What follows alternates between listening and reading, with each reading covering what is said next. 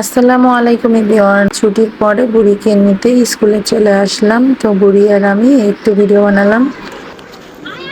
আম আম দেখছো? দেখো আম দেখাও তো একটু। আম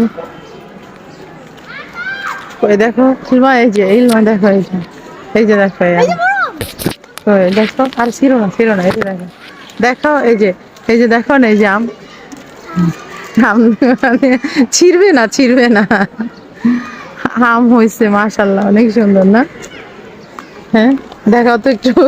ওই যে হাত দিয়ে দেখাও, দেখো এই যে এখান দেখো, এই যে আম। এটা তোমার স্কুলের আম বলো? হ্যাঁ, স্কুলের।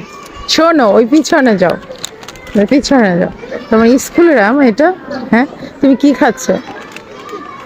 কি চিপস? ছুটি হয়েছে কখন?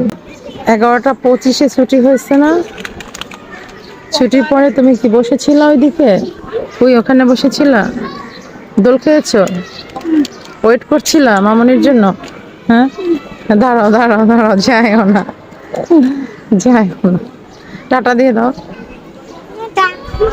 তো আমি বুড়িকে নিয়ে স্কুল থেকে বের হয়ে পড়লাম, এখন বাসার দিকে যাচ্ছি। আজকে প্রচন্ড রোদ এবং বেশ ভালোই গরম লাগছে। তো বুড়ি সেই জন্য কিন্তু কথা বলতে চাচ্ছে না। স্কুল ছুটির পরে একটা মুহূর্তও সেই স্কুলে বসে থাকতে চায় না। এমনিতেই আজকে বুড়িকে নিতে আসতে আমার একটু লেট হয়ে গেছে, তাই বুড়ি এতক্ষণ দোলনায় বসে বসে আমার জন্য অপেক্ষা করছিল। সবাই আমার বুড়ির জন্য দোয়া করবেন। আজকের মতো বিদায়, টাটা বাই বাই, আসসালামু আলাইকুম।